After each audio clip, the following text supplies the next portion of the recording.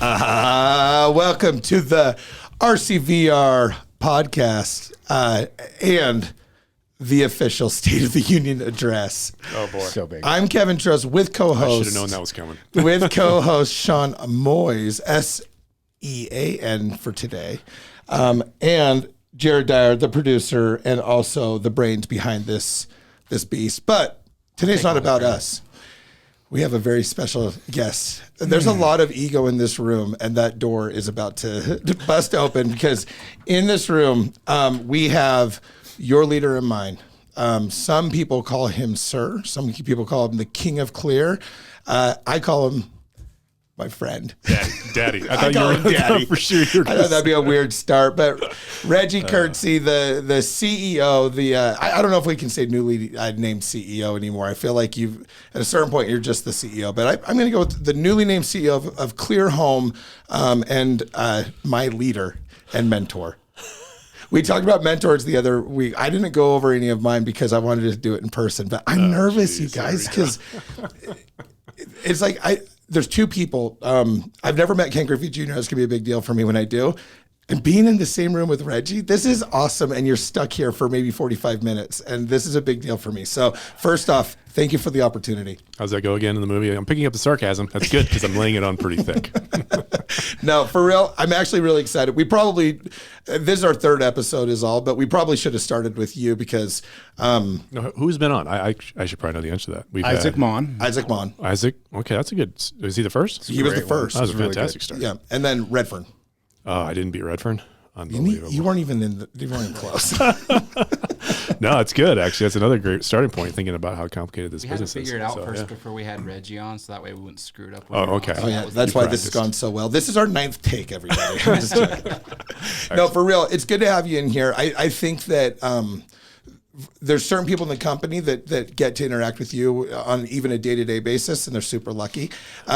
There's certain people that probably will get to see you once a year and wish that they had a better relationship and got to know you better. So hopefully this is a good time for us to really dive into what ERC Pros is, the future of Clear Home in general, what brought you here, all of those things. But also there's a good way for people who don't get to be around you every day to really get to know the CEO of their company, which nobody listening to this is probably not thinking that's an important thing. So I'm excited to have you on, Reggie. I am grateful to be here. So thanks for the invite.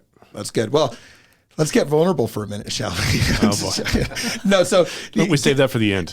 give us. If I'm looking at Jared, so I don't take notes before these, but Jared did, and so I'm just gonna read the first question on Jared's list. Jared, thank you for really writing this out for me. Upbringing. Upbringing. So what's the question? All it says is upbringing. What am I supposed to do with Most that, Jared? embarrassing moment. No, give us an idea where you're from. Give it just 2 minutes on, what got you into your professional career and what made you kind of choose the lane that you went down. All right. I would say, I was brought up as a kid. I'll just start with my father. I started there as well. Very disciplined. Yeah, exactly. Very disciplined father. Taught an extremely strong work ethic. My mom was the softer one. She was like our agent, if you will. Like she'd polish us up. Middleman. Yeah. Your advocate. Exactly. So and I was fortunate enough to. My parents actually we just celebrated their 50th wedding anniversary in November last year. So, been fortunate enough to have two great role models. Certainly not perfect, but great role models in my life, which kind of is what taught me a lot of things early on. I learned a lot of things early on from my parents that I then had to go learn the hard way, and then came back and go, oh yeah, that's probably why they were trying. Maybe I should have listened. Exactly. So anyway, I was going to school, Northern Arizona University, dropped out of college. Primarily for two reasons. One, I had a job. I was making really good money early 90s as an assistant store manager for a grocery store. I wanted you to say Radio Shack, but continue. Dang it, right? They were around back then. I know. But I didn't work there. I started out my first job, actually. This is one of the questions from the girls up front, is first job, official job, was Kmart. And it was right across the street from my parents' real estate office. And I lived out in the boonies, like in the sticks in a small town in northern Arizona. And so it was like 12 miles to get into town. It was a lot of weather there too, like snow and stuff. So it was hard to get into town without a driver's license. So it was my parents bringing me. I'd sit in the real estate office. I got bored one day. I went and filled out an application for Kmart, started there. Kmart moved across town and the grocery store moved in. I'm like, yep, well, I just got a new job. So do you have before we go on, do you have a motivational story that you pull out sometimes about that one time that you had to get to work and it was snowing, but you didn't have a ride? And listen to what I did to yeah. But it's not good. I'll tell, and it's long, so I won't tell. I can't wait. But yeah, it's a good one. Gosh, man. Anyway. You never disappoint me. Go on. Stop. So I long story long, I guess. I got this job at the grocery store, worked my way up through high school and into college, and I was working nights as assistant manager, the night shift manager, while I was going to school to be an engineer. And that grocery chain filed for bankruptcy. They were trying to buy up a bunch of chains in Texas and some other places called Mega Foods. It was a discount grocery store. Scaled too quick. That's right. And ran out of cash, and so they filed for bankruptcy. And that's the only one in town that they had, and they shut it down. So I had a choice. I could go across town to Safeway or Kroger or whatever, another brand, or just do something different. And so I chose to do something different. My saying at the time was I used to make a lot of money and I still have the bills to prove it.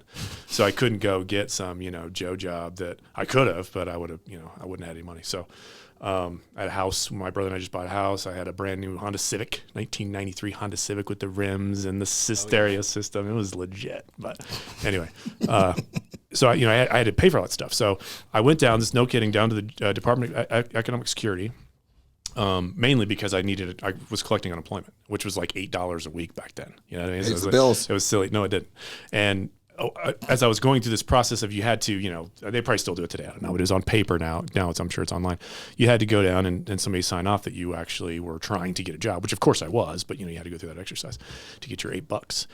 And so when I was down there's this guy that was peddling. It was like a MLM, right? And he was pushing this opportunity. He wouldn't tell me what it was. Let me guess. You were perfect for it, though. Oh, nailed it. He'd never met anyone with your potential. How did you know that? Wait, was that you?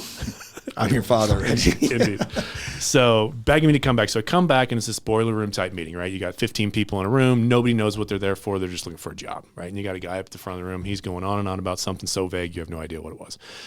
I was super excited that it was more than, $8 an hour. I shouldn't say that back then. I think minimum wage was like $4.75. So I was really excited that it was more than $5 an hour. And didn't know what it was. At the end of the meeting, he brought everybody back for like a second interview. Not everybody, but he prioritized it. And I was one of those people. And he asked me, he's like, what do you think about the opportunity? I said, I have no idea what it is, but I like the money. So you show me how to make that money and I'm in, right? And it turned out it was an insurance sales deal, B2C, right? Kitchen table type sales, flip book, the whole 9 yards. And so that guy, who is one of my mentors, still to this day, but that guy, he and I were a part of this insurance deal until we went out and we started our own agency. But I learned, I went from going to school to be an engineer, real nerd, kind of a dorky kid, great work ethic, but I related well to technology. I was kind of a class clown, not as class clowny as you are, Kevin. He was pointing to Jared Dyer, everybody. Yeah, well, there is a camera here. So but having a strong work ethic was one thing, but I didn't know how to relate that into being personable, captivating, having the charisma to get up in front of a room and encourage people to come work for me for free, because it was it was an independent contractor type business. This stuff that you've done your entire life. Right? Mm-hmm. That was not me. But this guy, he taught me how to do that, and with massive repetition. Right, we at the peak, like 5 years into it, we were all on the road, northern four corners area, so Arizona, New Mexico, Colorado, and Utah, and we just had this milk run where we were running ads in little tiny papers. Again, that's back when you had papers and it wasn't online stuff. And then we'd show up to a room, and there'd be on average 15 to 20 people. We'd all sharing one large pizza. Exactly, that's all I could afford. Yeah, well, actually, that's how we paid for the rooms. A lot of times we promised the staff at the hotels that we would have them all eat lunch there after our meeting, so we didn't have to pay for the room. Which didn't come out of my pocket. See, so it's all salesman negotiating. But so anyway, that kind of just to give you kind of a fast forward. One, the work ethic piece, where I got it from, and then two, how I got into this, entrepreneur, but one where you're trying to be dynamic, right? And you're trying to be, for me, because I wasn't dynamic. You're really working through, kind of growing into that person as you become that person. I'm still not. I still work on it a lot, but I am very introverted. Most people don't necessarily see me that way, at least not people in my circle, but very introverted. So yeah, by nature. the first time I met Reggie, so I'm sure you probably don't even remember this, but what am I saying? Everyone remembers the first time you meet me. I'm just joking. Remember. I was scared. No, but the first time I ever met you, like I don't know if I've ever expressed this to you, but you were the first person in this industry that I was like, oh, okay, there's some like really cool people in this industry too. Like from a corporate level, like the first time that I met you, I was just like, oh, this guy, I like this person, like this guy, I could learn from this guy.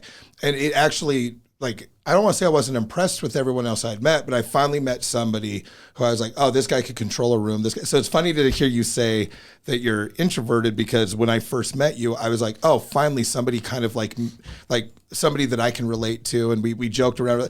In fact, I don't even think we had ever talked, and you were already giving me crap from stage. On the stage, yeah. I do remember that night. And it was like my favorite thing in the world. And so anyways, though, but it like solidified that I was in a lane that I saw potential in because I had met you. And I promise you, I don't think I've ever actually told you that, but so you're a big reason why I actually got into this industry. It's just funny that in a weird way we were working together back then, and now it's an honor to be working for you.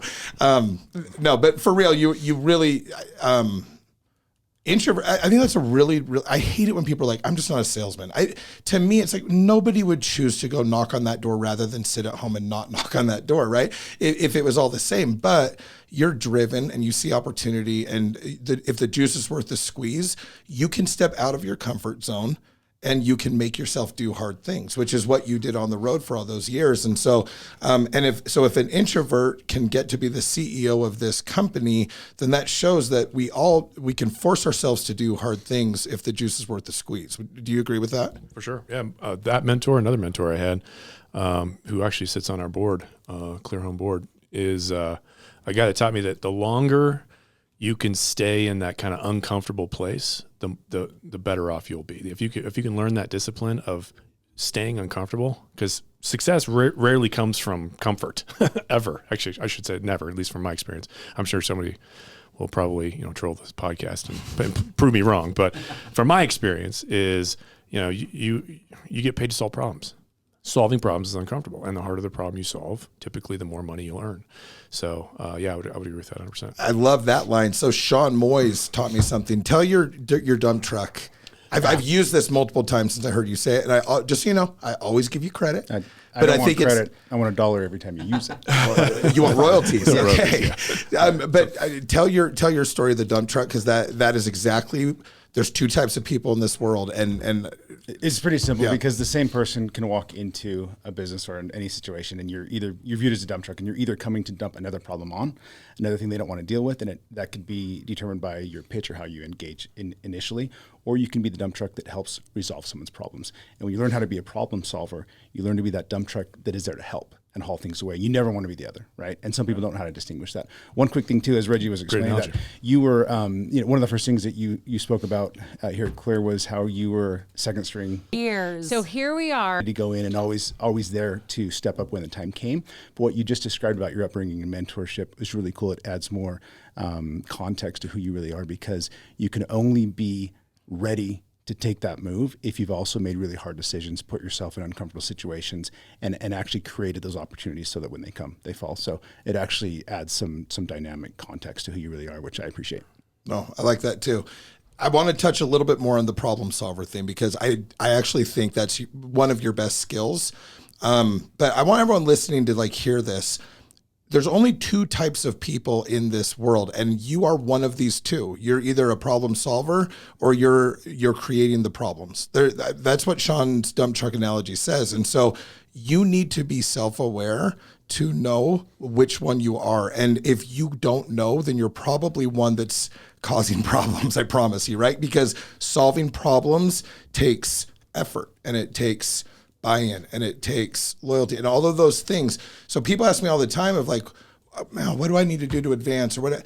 I promise you, and this is all Redfern talked about in his podcast. If you really understand what Redfern was saying, he's like, I solved problems that weren't necessarily in my job description. People noticed that, and I got more opportunities because of that. And leadership, 95% of the time, most people can do the job. 5% of the time, that's why Reggie's here, is because 5% of the time he's so good at solving problems and crisis and emergencies that is where we are happy, and we all, guys like me, are willing to follow a guy like you because I've seen how you handle that, and you're a problem solver, right? And you don't run, you face it, you deal with it, and your EQ is high enough to where we usually come out better the other side. I can follow that guy, right? So whether you're an extrovert, introvert, I don't care. You're a problem solver, and you make the company better. You're not piling things on. Right. Well, I hope so.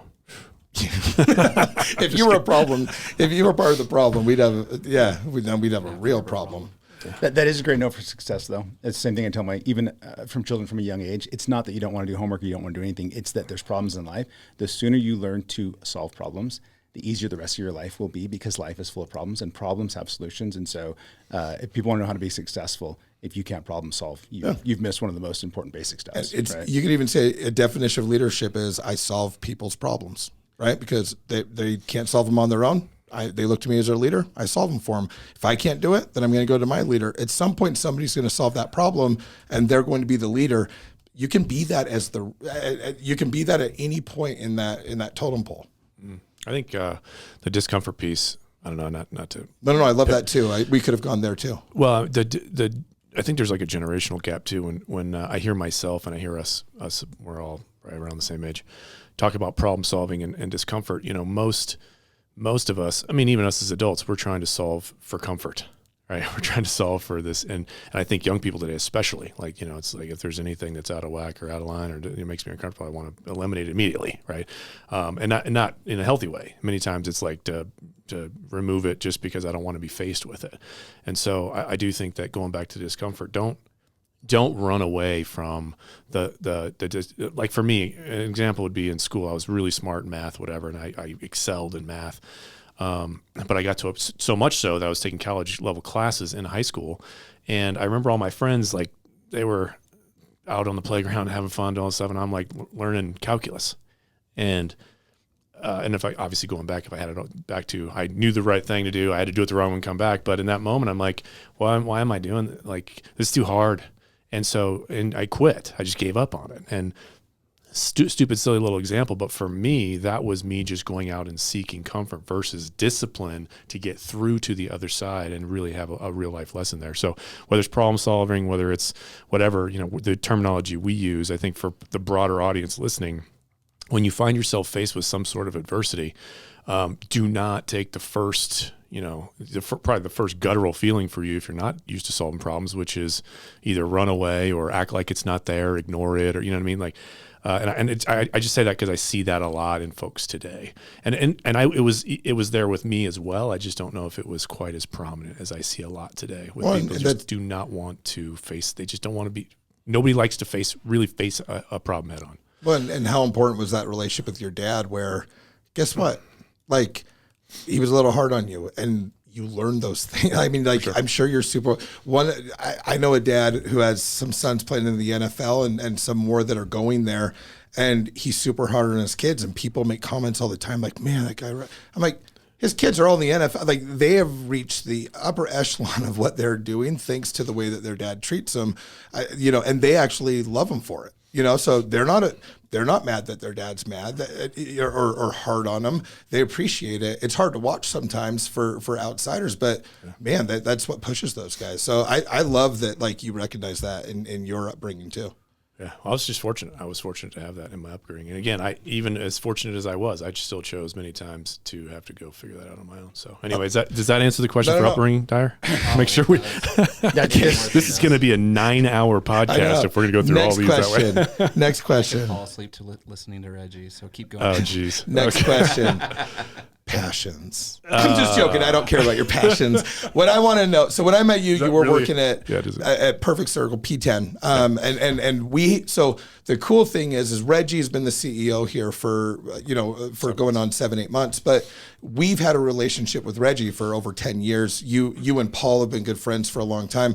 And we've had a relationship with you with since I even got here, I felt like the outsider and you were in with everybody. I was a little jealous of this Reggie guy, right? So what is it? I had a 5-year head start on you. You did. So being around this company for the last 12, 13 years, what is it that you were, before you came, what is it you were most impressed with Clear in the early days? I know a lot of people listening are brand new here too, but there are some people that have been here from the start. What stood out with Clear Satellite, then Clear Home, compared to other companies? Well, I met, just to give you some context, I met Paul and Casey in 2009. They were in the middle of a mess with Dish Network, which is fortuitous for me because I represented DirecTV, as you know. And when I met them too, it was right at the end of the middle of the housing crisis. And for those of you who don't know, they came from kind of the builder contractor world, right? Casey's a framer, or I think he was a framer, but anyway, whatever. He built stuff. It's things that I don't do well. And so it was a point in time where they were probably at a really low. You know what I mean? It's probably, I could not have been introduced to somebody at a lower point. The joke was, I don't even know if it's true, but the joke was always, I met Paul when he had a credit card that had a limit of $5,000 on it. That's how he built this empire. So funny.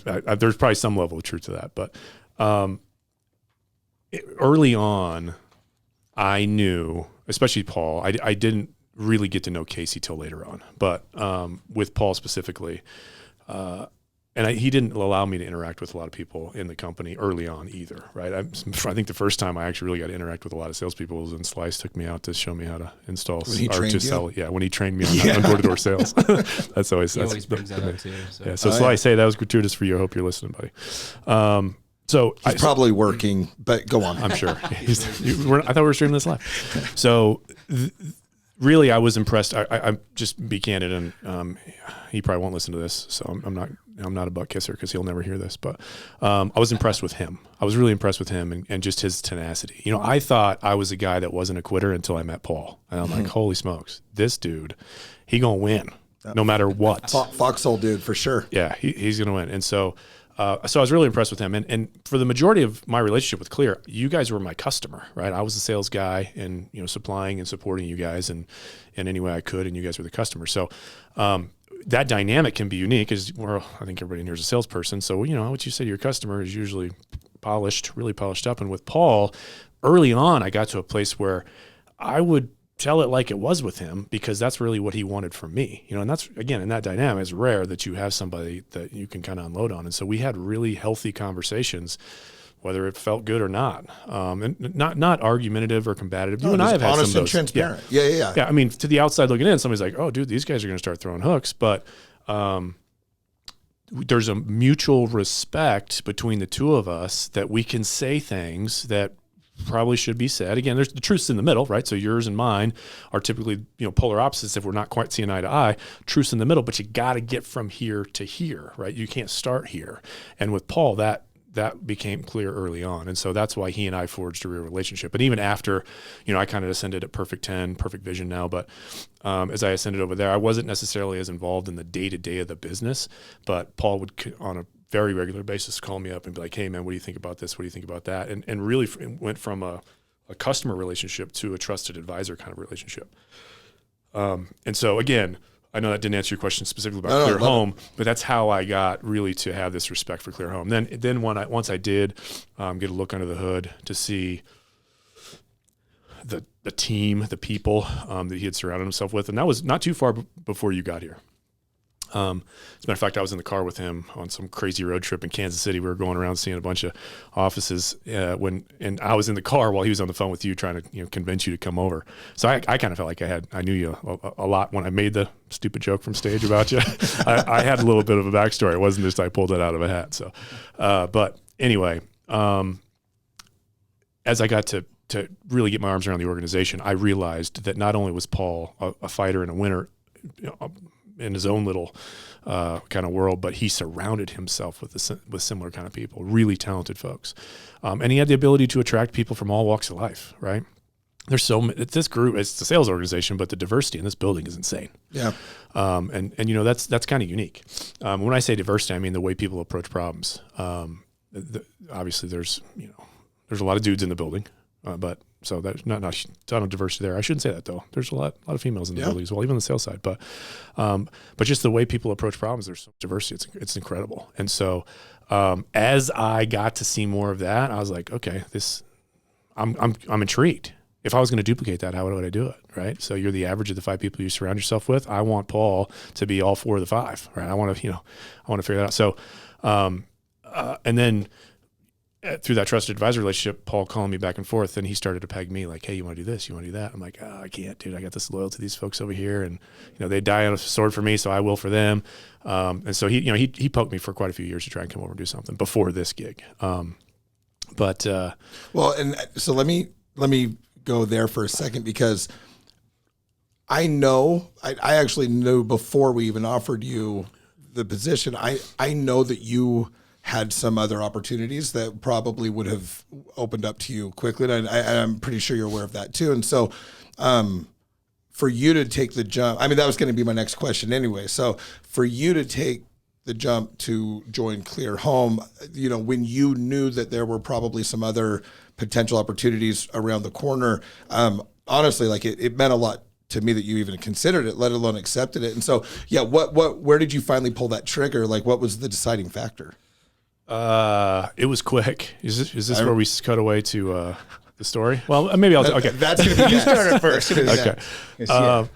So I had there was another opportunity that Paul was really trying to tap me for, and we went out and met with the stakeholders of that, and it really didn't feel like the right thing to do. And not that I'm kind of a gut feeling guy, but I don't allow my emotions to dictate like everything that I'm trying to do in life. I try to be a little bit more level-headed. You're data-driven and logical while still being a little bit emotional. You actually have a good mix there. Yeah. Just to let the listeners know, I'm 100% emotion. It was said right here, Kevin Trost. You just called. I am all emotion. If you give me data, I'll eat it and disregard it. So I don't even know how to give you data. How do I do that? I can't email you. I can text you data. Yeah. Kevin's more bipolar. Kevin Trost has emotion. Kevin Trost has emotion driven by experience and everything that he's been through, because he's a legend and he's been through a lot. And Reggie really does have emotion that's driven by data and facts and things in it. And that's why, again, you meet in the middle and you make it work. I'm a nerd. I told you. I went to school for engineering. How many lockers were you shoved in? Dude, that'll be the next time you put me on. No longer. He's a big guy now. Yeah, I was a scrawny kid. I was a second string quarterback. Anyway, for those of you who aren't watching, now he's ripped. But go on. U90X. That's right, baby. So again, try the most abbreviated version of the story. Paul was in Arizona. As most of you know, I live in Arizona. And Paul was in Arizona. He and some friends are working on this project. They're trying to put in a wave park, right, next to the Mesa Gateway Airport. Right now, it's an empty field, or at least at the time. I actually haven't seen it since this whole thing. I think it's coming along, but keep going. Yeah. So back in June of 2020, he called me up and he's like, and this was just hanging out again. Back to the trusted advisor thing. Hey, let's just chat. So I got a pair of my short shorts and my tank top on and some flip flops, and I head to Mesa, which is about 30-45 minutes from my house. And I couldn't find a place. Like, it's a big. I didn't really know what it was. He had flown into Mesa Gateway with the Diesel brothers, and so. Because I was going to pick him up, but he already had a ride. So he just meet us there. So he gave me the address. He dropped a pin. And most of you know I don't do iPhones. So dropping a pin to me is a waste of time. But he gave me the general directions. So I got there, and I'm looking at this empty field. And I drove around this field like 4 or 5 times. And I got to the point, because he was with these Diesel Brother guys, so he was really hard to get a hold of. And I finally was like, I think I'm just going to go home. Like, this is stupid. I got work to do anyway. Because it was a Monday. I was playing hooky from work anyway. And finally, I got him. He said, yes, it's an empty field. It's just a hole in the ground. I'm like, I think I see it, but I don't know how to get in here. And then I see like a taco truck, and I see some umbrellas laying down the ground. I'm like, it's got to be that. It took me another 20 minutes just to figure out how to get in there. But I finally get in there. I get out and had just an amazing morning, hanging out. A lot of like influencers were there to try and promote this thing. This wave park is sick, by the way. Once it does get up and running, we're all going to have to go out there and check it out. Oh yeah, we'll have to make it a trip. But anyway, do the waves have a weight limit? I'm just asking for a friend. That's funny. And that friend is me. Go on. I don't know. We'll have to call the engineers to find out. Yeah. This is a big deal. Can we get the engineers involved in this? Luckily, I float, so we're going to be fine there. But we're not going to lose me. We'll have lots of harnesses out there, Tris. Indeed. That's hilarious. You said it though. I did. I know that's my fault. I made the first fat joke when we met. So yeah, but since then I've stopped. So we're out, had a fairly cool morning, got to, meet some of these influencers, and some investors too. Some people want to buy into this technology. It's a brand new technology, the way they're going about doing it. I won't bore you with the details, but like around 1:00 after lunch, and it's hot. It's like 105 degrees out. It's Mesa in, June. So, I was like, let's go out and, surf a wave. And he's like, yeah, sure. And then he got a phone call. I think he was on with some people, wanted to do some factoring, whatever, came back and he goes, you know what? I'm cooked. And I'm like, yeah, it's 105 out. He's like, no, I'm like cooked. He's like, I just don't think I can do this anymore. I said, do what? He's like, I don't know. There's just so many other things I want to do right now. And I just don't know. I just want to do it anymore. I said, your job? Like what you do for a living? Like your company? He's like, yeah. And I said, well, who's going to take over your spot? And so I was going through the list. I was, Jesse or Redfern or, who knows? Like who are these? And even some people maybe I didn't know. And he said, I think you. And I said, is that why you brought me out here? He's like, no. He's like, but after that phone call, I just felt for some reason it should be you. And I said, you're serious? He said, yeah. I said, well, if you're serious, I said, I'll go home and talk to Cindy, my wife, and I'll let you know. And I was planning on staying, going out and surf, whatever. And I just You're like kind of turned. If I get a quesadilla?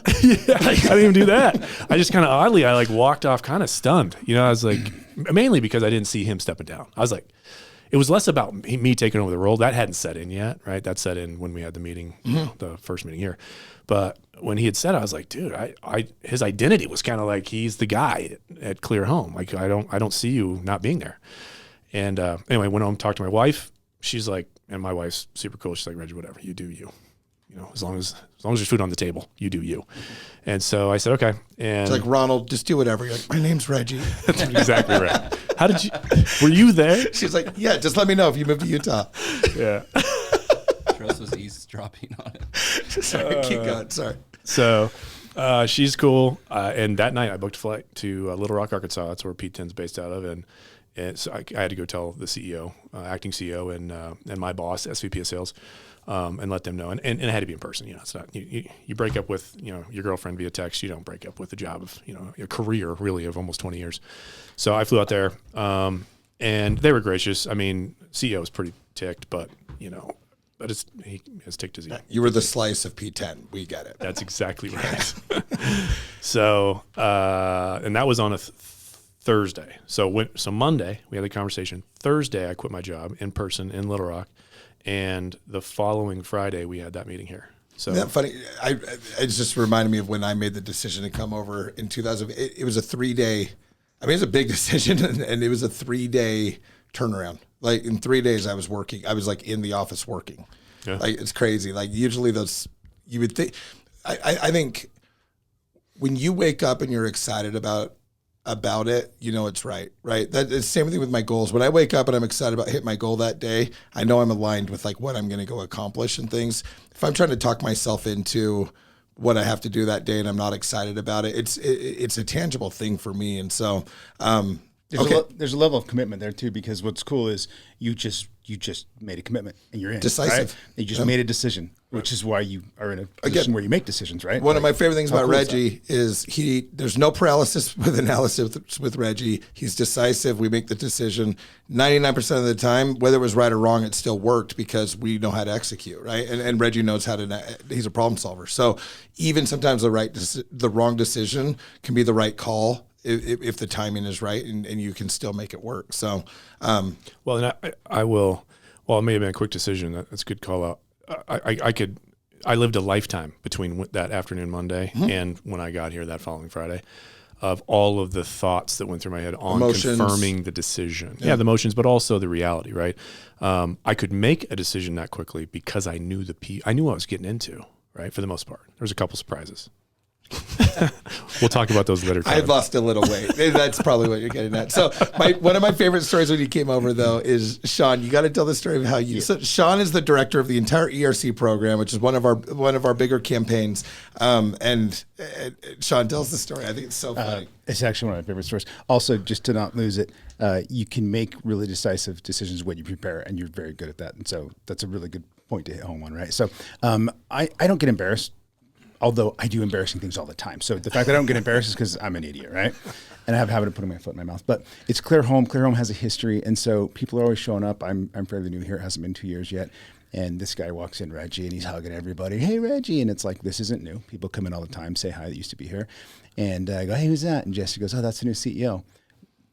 Clearly a joke, right? Because I just saw Paul, the CEO. So anyways, Reggie sits down and he starts talking about how things are going to happen and this and that. And so I start calling him New Paul. And then in the same meeting, we started calling Paul Old Reggie. And we joked for 10 minutes. I made jokes I probably shouldn't have made.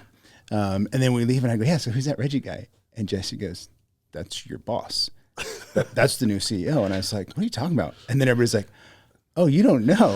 We thought you were kidding. And I'm like, No one told Sean. yeah. So I'm Well, like, he's not the only one. I don't think he didn't get so told. a But half hour later, Reggie wants people in a meeting, and he has a lot of respect for everybody except that guy in the corner that was making jokes the first time we walked into the building.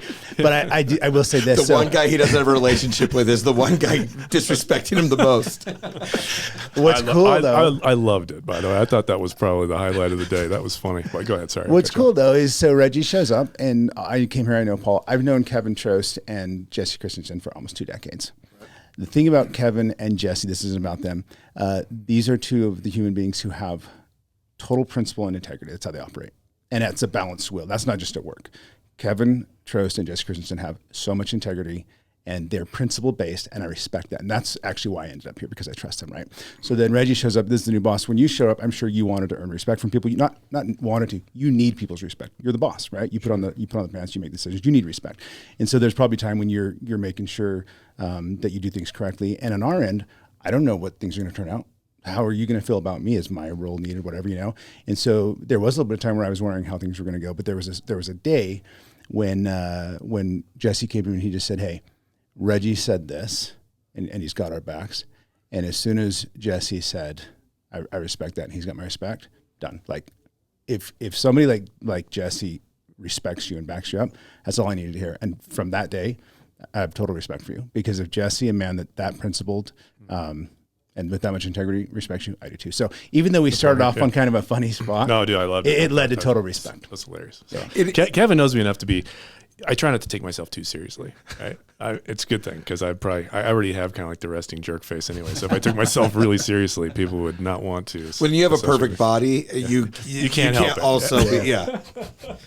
I wasn't going there, but yeah. That's what he was saying. No, well, that goes back. That's why it was so easy for me to take this job. That's the leadership team that was here. I know I said that on that Friday when the very first it was kind of a weird meeting, but the very first meeting we had, right, with the entire company saying, hey, Paul's decided to move to a board seat and Reggie's coming in. On the executive team, outside of Bryce, I have known you guys for years, 3, 4, 5 years. And so it makes it so much easier. And not only did I know them, but I had that same confidence in them as well. So as crazy quick as it was, when you peel it apart, it makes a lot of sense. It could go that quickly. Yeah. I think it's rare for probably a new CEO to already have that type of relationship, not just with the company and understanding how the whole thing works, but also with like the people inside the company. It's funny. I honestly didn't even notice. I didn't feel like we even skipped a beat, like for real. Like, that's a giant, again, that's another compliment to you that you didn't come in and try to like mix it up just to mix it up, to show that you were secure enough in your introverted self to just joking. As you're so not an introvert to me. I love it. Yeah, I'm going to use that. This like is crazy. the problem with these things. I'll be crying by the end of this, I'm sure. The emotions are going to run high. Oh, I promise they will. Man, I can't wait for the hug when this is done. So Clear Home is a monster, right? And there's a lot of different lanes inside of it. There were even more when you got here and things. So we could go down each one of these lanes, and it's exciting. We do try to kind of focus more on the ERC side, the Recover side on this podcast. But like, what were you most impressed? I mean, even though it feels like we've been going forever, this was a 4-month-old company. I mean, that's a startup. That is the definition. I don't know when you're not a startup anymore, just like I don't know when to not call you the new CEO. But ERC Pros had literally been going for 3 or 4 months. And so it's brand new, but what it had already like turned into is just like a monster. And I'm sure there was, T's uncrossed and I's undotted and everything in between. But what were you the most excited about as far as what was there? Where do you think you've made the biggest difference? And then we'll talk about the future in a minute. But where I made the biggest difference is probably going to be a harsh one for me to answer. But the enthusiasm I saw coming in, specifically with ERC, was how much had already been built. We're talking about why the transition for me to come to Clear Home, and why you had some respect for me without knowing me at all because of Jesse. It's have confidence in your company and have confidence in the company that you keep. And the company that we keep around here, especially on the tax side, is stellar. I mean, some of you met our tax attorneys and accountants and those folks, and some of you haven't. But we got the A team over there. Like these people. Especially after I've heard, what some other folks have done. Maybe some of you all have heard of some other companies that aren't looking too great with regard to the integrity of how they do this, right? We've got solid people, like really, really solid people. I still kind of question how some of these people, why some of these people work for us. For real. Seriously. Such high level. Look, they're just so. Welcome to the startup. Exactly. Who tricked you into this? Yeah. So I think that was what I was really the most excited about, and I got to be careful when I mention names on this because I'll leave somebody out. But, the moment I met Travis, I was like, dude, this kid is a stud. Yeah. You know what I mean? And then first time I met Ashley and Janine, I think it was almost right at the same time. I'm like, these people work for Clear Home? I'm used to working with guys like Kevin Trost and all looks, no sizzle, and his disrespecting friend. Yeah, right. So that was probably the most exciting thing for me. And then what we do for the consumer. Tax law is nutty for the average person. You know what I mean? I get, politicians put all these things in place to really take care of these small business owners, and then you let the IRS get their hands on it and they complicate the heck out of it, right? And probably for a good reason, whatever, but the average person, your average accountant doesn't want to mess with this, right? They don't want to have to, take the time and energy and invest in, understand this tax code. So what we do for how many millions of small businesses. I heard a stat that half of America half of the working public works for a small business. So those are cool. In the 100. So if half of America, and that's really where we focus on. I mean, we do some pretty big credits too, but most of our credits are targeting the small business America. So you're telling me I've got an A team people helping me decode tax law to empower and enable half of the country, and not half of, because I know they don't all qualify, but let's say, okay, I think they said 30% of small businesses had to shut down during COVID, right? So at least 30%, if not more, because of some other criteria. And we can provide those businesses for a small fee with access to this kind of talent. Dude, this is no brainer to me. You know what I mean? Like, so that's, I guess why I was the most excited. I mean, obviously from a company revenue standpoint, it's great, right? And we can all get drunk on the number and get excited about, numbers, but it's even past that. What we do for our customer and the access we give them to some really, really talented and smart individuals for a nominal fee, right? We got people out there charging 25, 30, 35% for this. That's what gets me excited, right? And I'm not trying to make this like, oh, we're doing a favor for people. It's not we're doing a favor. We're charging them a fair rate, but we're giving them access to some really cool stuff for a fair price. And doing it the right way in a world where like if I'm a small business owner, it's difficult for me without knowing exactly what it is to really determine the difference between different companies. And one of my favorite things you've done when we're talking about like the strides or where you've made the biggest impact is, we've built this back end and we've done it the right way for sure. But there's a lot of times that people do things the right way that don't necessarily get noticed. You've done a good job of making sure that the right people are noticing. And there's something that, and Jeremy Osmus actually did a really cool thing about this the other day, but you can go sprint and you can create that way, or you can build something so good that people start coming to you. And we, in the last month or two, we're seeing a transition where compliance is becoming more important. People are figuring out how to figure out who's doing it the right way. Reputations, I mean, we're still a year into this is all, but reputations are starting to be set and justified probably and established. And the number of companies and businesses and accounting firms and financial institutions that are now reaching out to ERC pros for the service, the way that they're doing this is awesome. And you've been huge in that, in like not just building that, but making sure that what we're building is being noticed and being appreciated. And so that is making my job super easy, because what you guys have built on the back end, and I give Redfern and Travis and all these guys a lot of, again, I could probably spend an hour listing the names, but it's so much easier when you have confidence in the product that you're selling to people. And we're selling a service, and it's an amazing opportunity. But what you guys have built, and then the reputation that we're starting to get, it makes our job, the credibility behind what we're saying is awesome. So from the sales side, I really appreciate that, and I don't want to underestimate the role that you play in the sales, and the back end plays in the sales, when we have so much credibility that we don't have to build that as much as DirecTV, everyone already had an opinion whether it was good or bad. We could overcome it. With ERC, this is a new enough thing that when people ask in other companies, like, oh, those guys actually do it the right way. Oh, I know a company that did it the wrong way, and oh man, that was a nightmare. You got to go with those guys. It makes our job so much easier. So I appreciate what you guys have built on the back end for sure. I would take that a step further too. I'm glad that you noticed that. First of all, I cannot take credit for any of that, right? This is a team of people that have pulled that together. Sure. My mission since I've been here is to make sure that we're developing people, which I think was one of the questions on there that somebody wanted to ask or answer. But development. Yeah, I don't know what it might have been. I thought long and hard about that. Developing people, but more importantly, working together cross-functionally, right? ClearHome, in all of its different versions, kind of before the ERC tax business, was a sales company with primarily a sales arm, a little bit of operational support, but 90%. We were a customer acquisition company. Right. We very seldom were our fulfillment was still for the person who held the paper, the contracts, right? So those are Fortune 5 companies that had huge marketing budgets. AT&T, bottomless Uber, ops, Amazon. I mean, these are giant companies. Like, of course, why would we build our own when we can partner with them? This is the first time that we've done that, and I don't want that to go unnoticed, because that's a whole nother animal that we're not used to.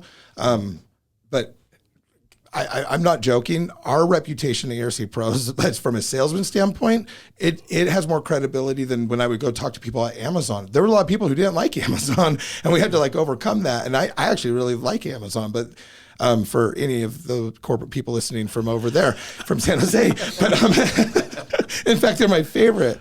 I throw away packages from other places, but but building credibility in an unbranded world in name is not something we're used to, because we are used to working for these giant companies and names. So credibility has never been like a big part of it. And that credibility has come from the hard work of the people here. We have. That's what I'm saying. It shouldn't be lost on anybody that we've done a really poor job of telling our story in brand and marketing. Like, our website still sucks. I shouldn't say it sucks, because I know the people that helped us get the first one off the ground. It's not great. Okay, our it doesn't do our back end justice. No, not at all. So that credibility, I just want to make sure we're highlighting that. Once we do get that figured out, and that hasn't been my focus primarily. I know a lot of people would ask me for that kind of support.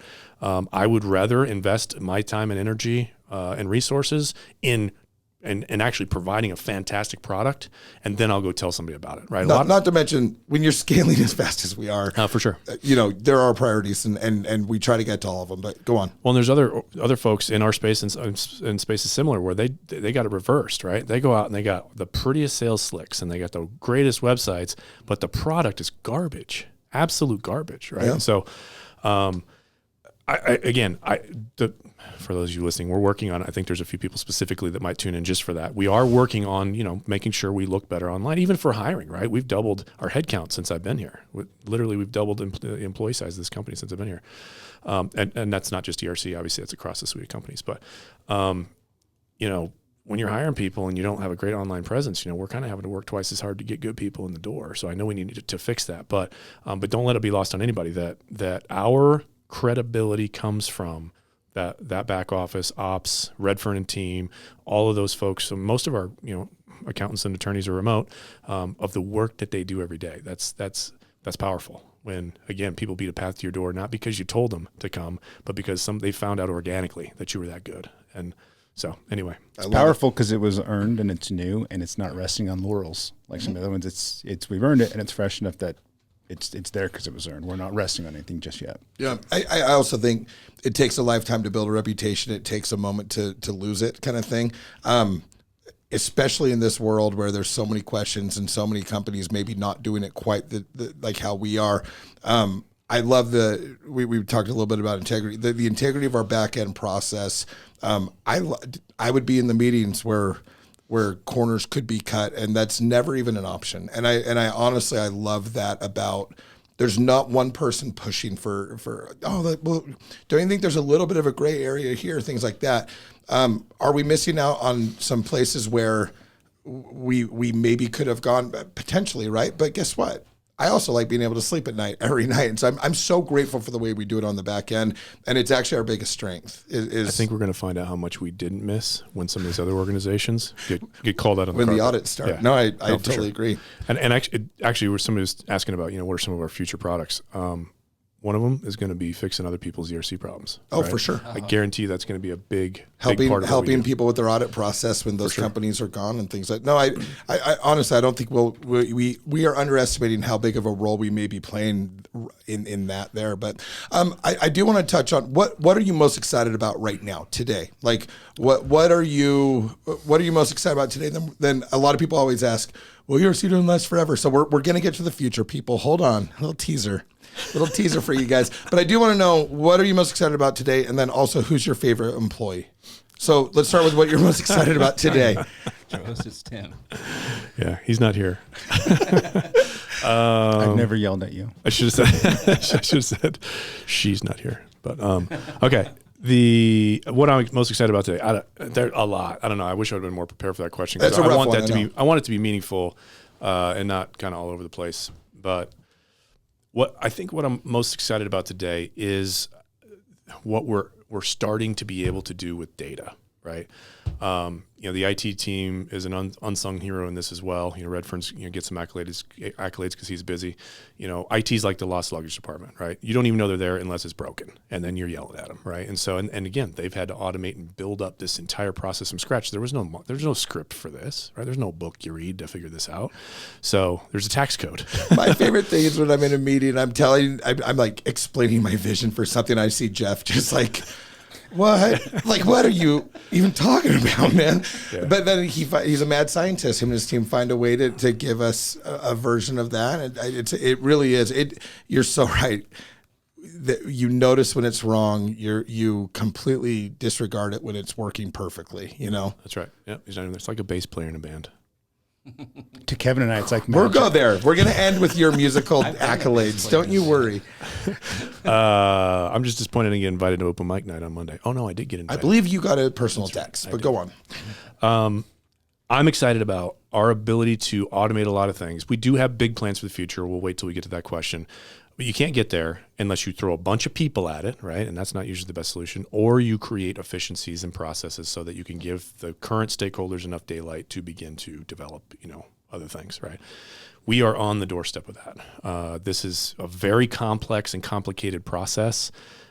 You think about it, compared to the other products that the Fortune 5 companies gave to us, like this is complicated. Their stuff was, and I'm not saying that putting satellites in the sky so we can watch TV isn't complicated, but this tax stuff is complicated. It's Elon complex. Musk. Get out of here. Get out of here. Get out of here, you joker. You little rascal. So I don't want to get too crazy. I don't want to run off into the deep end of the pool here, but when we can start to simplify some of the stuff and automate some processes, and we're right there. And two, being able to measure what we're doing in a fashion that allows us to be efficient, but also realistic with the resources that we need. Right now, it's kind of like this team feels like they're overwhelmed and swamped. Well, are they really, or is it just a breakdown in some systems and processes, or maybe they're doing things they're not supposed to be doing? Right? Are there hard and fast lines between where their job starts and stops and all that kind of stuff? Right? So. We are so close, and that's been since day one. Was kind of my mission. Is the organizational part. What Paul was great at is striking deal. He's a deal guy, right? And he's a fighter. He asked me. I think he was cooked. What he meant by I'm cooked is from an operational standpoint, he was out of his lane. right? And I don't say that to be condescending. We went from acquisition to full fulfillment. I mean, we're a service provider now, Yeah. right? Before we were just acquiring the customer. Now we are the operator and the service provider. So, and that's a huge transition for anybody. And fortunately for me, I think the only reason why he thought that this would work as well, for me being in that seat, is because that was more my lane, right? Is on the, that part of it, not just the acquisition piece. So outside of my first sales gig. So, that's, I guess I won't add anything to that. I'm excited about, operationally where we are almost at, right? Or at least where we're headed, because I think, it's just going to propel us into what's next. And there's a lot of what's next. Sean, I want to ask you the same question, actually. Yeah. As the director of this program, what are you currently most excited about? About where we're actually at, not where we're headed. Yeah. What we've done. Honestly, the integrity of the program. Since this is being viewed mostly by employees and representatives, they're going out and pushing this product. Having been a sales background, right, my whole life, I've sold all kinds of products.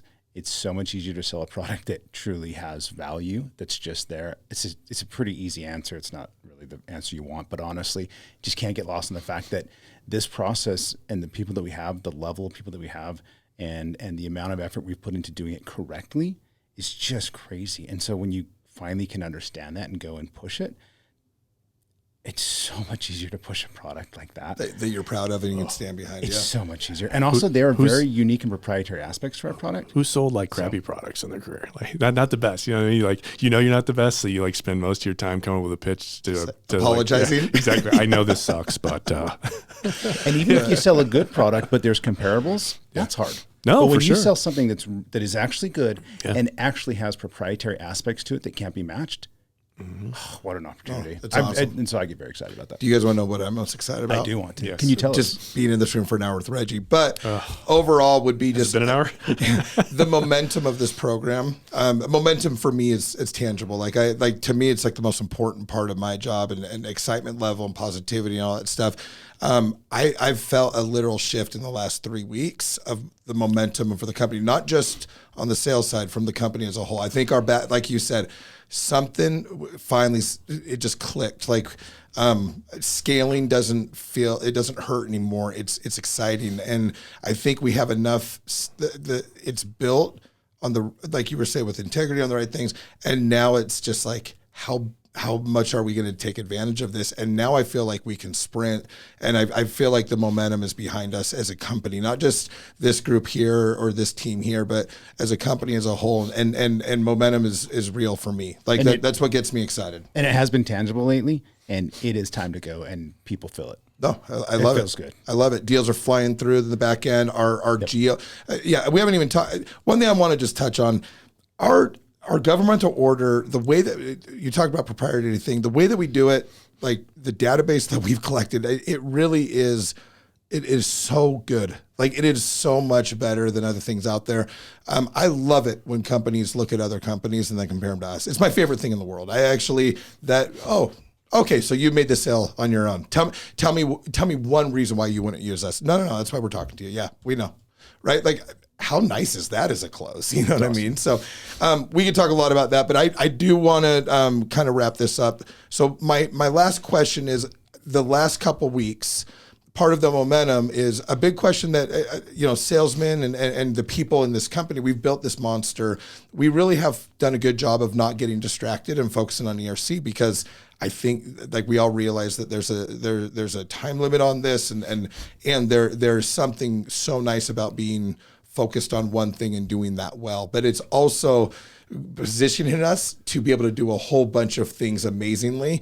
We try to keep, me personally, I try to keep my guys my reps as focused as they can on ERC and not looking over there and seeing what's coming next. And because I really think the grass is greenest where you water it, and we've built this amazing thing. Let's take advantage of this. And so without us distracting from ERC, I would love my excitement level for the future of this company has never been more optimistic. I don't relay that to our sales force as much as I should, and I would guess some other departments maybe that doesn't get filtered down the way that I wish it would as well. And so I would love for you to just talk about your the future vision of ERC Pros, currently named, and Clear Home, and what you're excited about the future. A lot of stuff.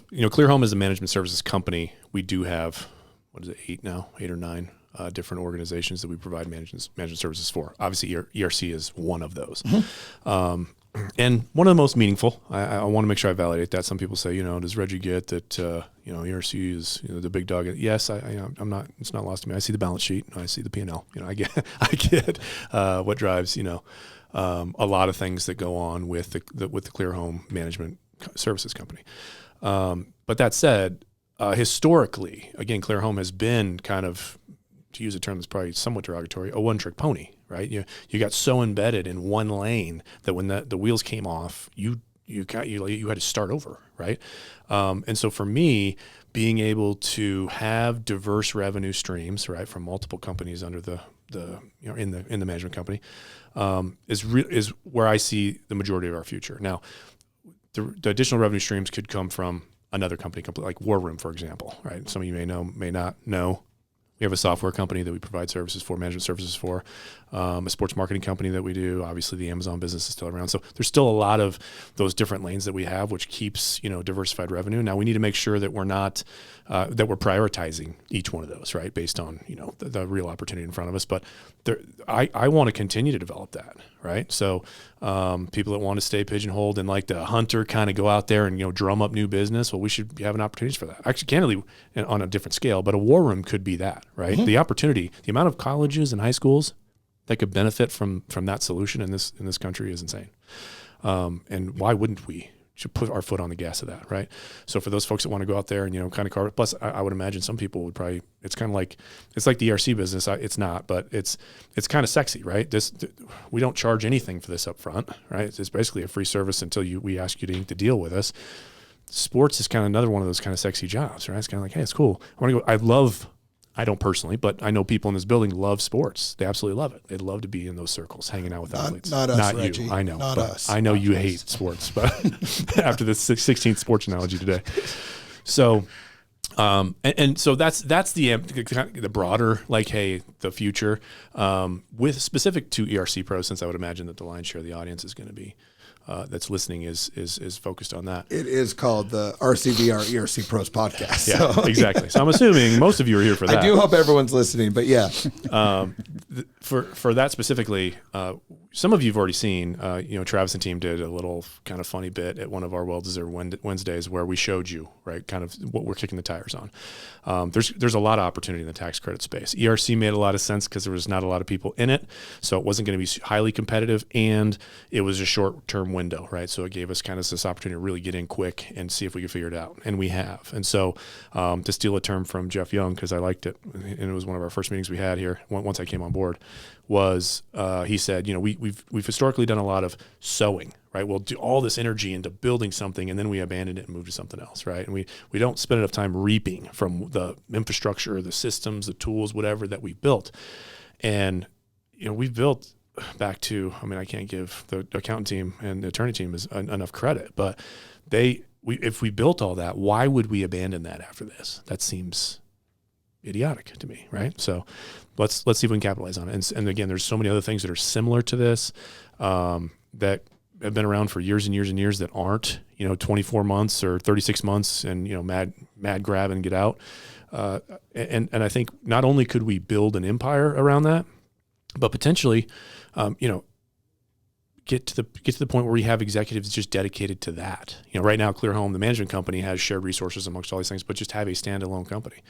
I think that could be super valuable. So that's going to, and I say that because there are people in this company that want to move up. There's people who want to be the next Kevin Trost, right? Or Sean. Good luck. Yeah. And right now, we don't have enough room in the room for another Kevin Trost. There it is. Yeah. But as this thing scales, we're going to need those leaders. Yep. We're going to need people to take over those roles. And so So I'm speaking to anybody out there who's listening. Like if you're one of those people that's, that wants to move up, wants more opportunity, and with that, a potential bigger piece of whatever pie it is that you're, striving for, as we scale that tax business, that's going to provide a lot of opportunity there. So, so I'm really, without getting into too much detail, I think at the $500 million, we're going to announce more specifically what some stuff that's going on with the tax business and all of that. But yeah, we have a lot of work to do. So we can sit here and talk about it like, oh yeah, there's all the stuff we're going to do. This is a fun victory lap. Yeah, exactly. Victory lap. You use that a lot.